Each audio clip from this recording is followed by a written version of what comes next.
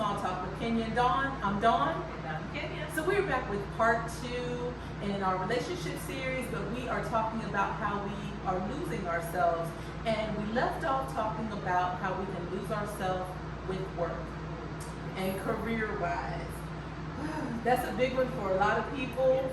I know it has probably happened to us a little bit, just a little bit maybe, but I think it's important to refocus and get yourself back so that you're able to find out exactly who you are. So you think about losing yourself with work, right?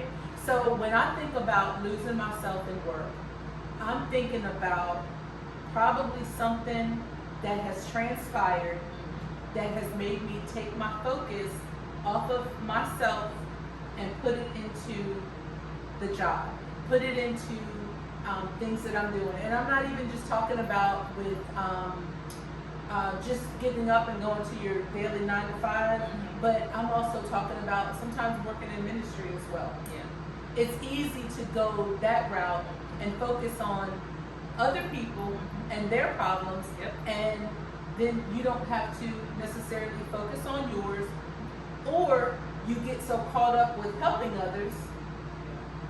And that's probably a big thing too, is when you're helping others, you forget to even help yourself. Yes. What do you think? So a couple things went through my mind as Okay. you were speaking. And my first thought was, as far as the career, sometimes we lose ourselves in it because we haven't had an opportunity to choose the one we initially thought of. So now I'm trying to build this new thing that I probably don't even have any interest in. And now I'm having to put more of myself, more of my time in it just to actually build it, to have a career. So man, oh my God. That and the other thing is, I think about me and I think about this generation, and they have an opportunity to kind of dib and dab in a couple of things and try to figure out what they really like. I didn't get that opportunity. No, I didn't either. It was just work. Yeah. And now that I think, that was the other thing I was thinking about as you were speaking, like if I would have had an opportunity to play around with a few things, even if it was just internships, what career would I have chosen? Yeah. It could have been something completely different. Because you talked in the last episode about wanting to be a nurse. Yes. And I completely forgot about that. Yeah. And even then, just thinking about when I remembered it to say it in the last episode, I thought about I was the person always checking everybody's blood pressure. I remember when I got my phlebotomy certification, and I was the person running around drawing blood, just practicing on everybody. And I think I would have actually loved it. And I think about even, when I think about nurses, I think they are particular people because it takes a specific type of person to be a nurse. I Yes, think it about does. bedside, and different types of injuries that cause people to act differently. So, and I'm such a caregiver at heart. I think I would have been a great nurse. Absolutely. And I think I would have actually loved building my career on that. But I'll never know. Well, I'm not going to say you won't know. Oh, let's not explore. I'm going to say it because you do have an opportunity to go back and fulfill that dream or that goal, whatever you wanted to do. You still have the opportunity to do that. It's not too late. Absolutely. You have a strong capacity for learning. Yes. Very, very intelligent. Very intelligent. Very well spoken. And I know from experience you do have a very caring manner. And I know that you would have a great bedside manner. I know that you would be a great nurse if that's what you chose to do. Thank you for that. And if she wanted to do it, I think she could carve out 2 years and do that. Just two. I think that you could do it in 2 years. I even, just the other thought that just came to my mind. My husband and I constantly talk about retirement because I'm really looking forward to it. And I always say, no, I just can't stay at home. I'm gonna go work at the hospital, and the people that have surgery early in the morning, the little lady sitting there drinking coffee, and that's what I'm gonna do, volunteer. So I think I am still drawn towards the healthcare. So Yeah. I mean, who knows? You never what door can open up, Absolutely. and not just the door that opens up, but the opportunity that God can give to you. And because it wasn't maybe necessarily, it didn't happen during a certain period of time that you thought it was going to, but it can definitely still happen. And I think one of the most important lessons that we can learn from this is that even though it may have been something that was lost, it's found again. I saw what you did. Yeah. So, but you can do it if it's Yeah. something that you want to do. But I understand why you may not have done it, because I said it, life be life. Life. It is not easy to try to fit in everything that you want to do. But you have your daughter almost 30. You have your son, he's grown, and then your youngest daughter, she'll be graduating high school pretty soon. So you can take that time.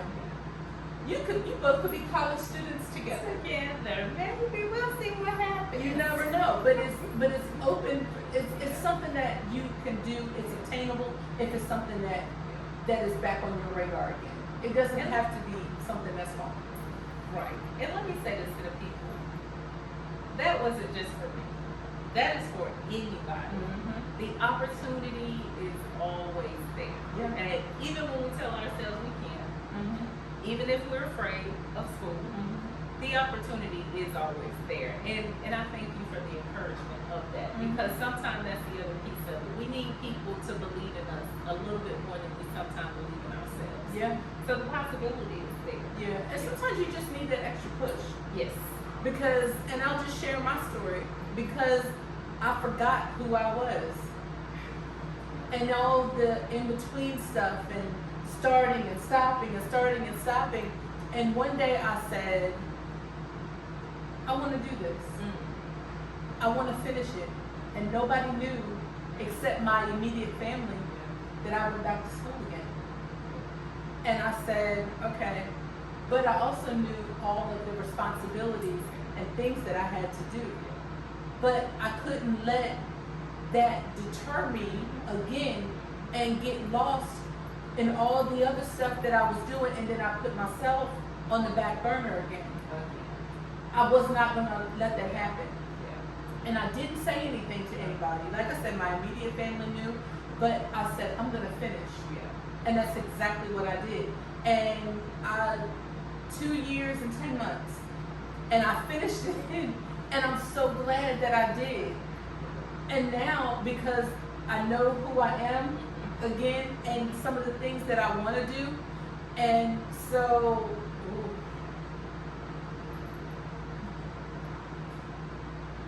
I'm looking at a master's degree program.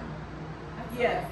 And I was accepted into a master's degree program. So my family probably just hearing about this, if they're listening, but I'm heavily considering going back, because I want to be able to help someone and to be found again when you feel like you're lost, and give someone that encouragement and just help them along the way and pass on some of the life lessons that I've learned over a period of time. So maybe we should go back to school together. Oh, probably, because I need a buddy. Maybe we should do it at the same time and be there for one another. Yeah. But how would you tell someone that is looking, especially at work, how to keep control of you and not completely just become an employee, but you still have your identity and be confident in who you are? What would you say to that person? I'm going to say, this is something I heard it, and I kind of accidentally remembered it. I remember years ago, I can't even remember how long, I used to say, I want to leave this place better than I found it. Right. And so, in doing that, Kenya shows up every day. I do not change who I am. I do not let anybody water down my passion. I don't let anyone control the narrative of Kenya but Kenya. Right.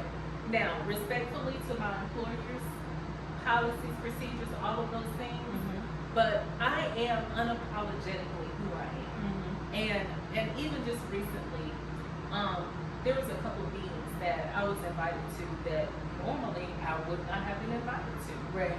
And when somebody asked me, what were you doing there? I automatically said, Oh. yeah, I automatically said, well, you know, God is opening doors that I don't even knock on. Right. And afterwards, I'm like, hey, why did I say that?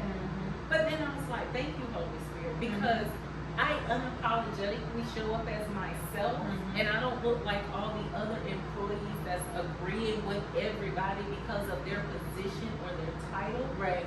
God is showing me that, thank you, Jesus, please God, my last 7 years before my retirement, I'm going to be able to leave that place better than I found it. Wow. So this is what I say, show up unapologetically being yourself. Yeah. Because sometimes we don't even understand the value that we bring to a business just by being who we are. That's right. So that's what I say.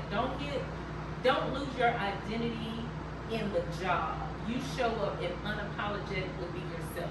Yeah, absolutely, and that's a really great point. I'm going to tell you, I'm going to give the as best condensed version as I can. There was an employee, and the employee passed away. Then there was the friend. I didn't know her. I knew her, but I wasn't close with her. I just met her a couple of times. Okay. Lady passed away, and her friend, who was also the boss, said, I'm so sorry, I've known her X amount of years. Wow, we've got to now fill her position. Just like that. Yep.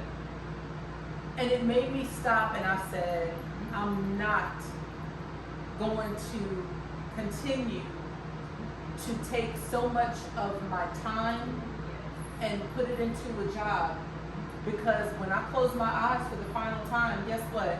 Oh, we're so sorry. What's next? And then put her position on Indeed. Put it on Monster. We got to fill this job right away. And I said, I will not just take who I am and pour every single thing that I have into a job that it's not my company. Now, it's not to say that I'm not going to do my best, Right. but what I'm not going to do is lose myself for a check. And that is the other piece of that. And I'm so glad you brought that up, because you are just a number. Your employee ID number is just a number.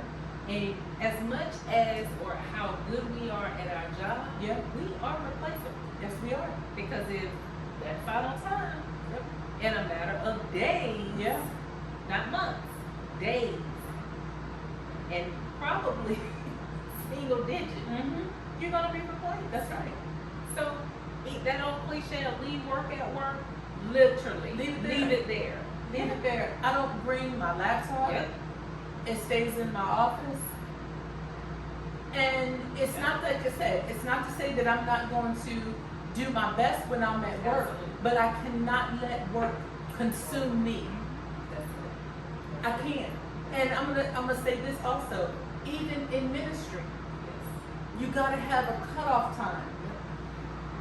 Because on the seventh day, we still got some rest. Be everything that you can be when you're working. But it doesn't have to consume you to where you wake up one day and all this time has passed and you haven't even stopped to smell the roses. You haven't even stopped to smell what God has placed before you for us to even enjoy. And you know, even in the last episode, we talked about order. And you just said even on the seventh day. So from the beginning, Yep. he knew we needed rest. Yes. We need balance. So we have to, again, if we don't do those things in order, there are consequences. Yep. And we, how many times have people just given their whole lives to their employers? And they don't even get an opportunity to leave, to No. enjoy all of the fruits of their labor, Yeah. and they're just quickly replaced. Yeah. It's when you think about how that even sounds, and you think about it over a period of time, you say, man, I lost so much Yep. time for myself. All those times where I drug myself out of bed to get up and go to this job and Yep. pour into it, and I'm steady putting myself on the back burner Yep. for someone else. Yep. And then I think, what was it really for? Why did I do that? What made me do something like that? Because you're not reaping the benefit of it. No, you're not. And I can even, what you just said, that it just gave me a thought. I remember my husband used to fuss at me all the time.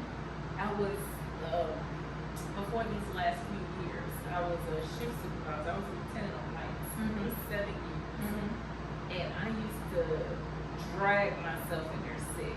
He used to just fuss at me and tell me, you down, people still gonna be there. And I was like, I know, but I just gotta do it because I'm the leader and this, that, the other. And even in that, I had put Kenya to the side and I allowed that lieutenant to be my new identity. Yeah. So everything I did was based upon that new identity. And no self-care over here. No. On to the next one. Suck right back in. To what you just learned. Yeah. Just said learned it. Yeah. It got sucked right back in. And when you think about the time that you have wasted, your family time, your self-time, your self-care time, time with your friends, times that you can't get back again. It does not come back. I remember a few years ago, it's been a while, and I was just talking to my friend the other day in Brooklyn, and I thought about it. I had just been promoted, and I wanted to do such a great job. I missed her wedding. Oh, and I kept apologizing and apologizing, and she was saying, no, it's okay, I understand. But in the back of my mind, I kept beating myself up because I was like, it wasn't even that important. I could have taken a day off. Yeah. What if I would have died? Yeah. I would have permanently done.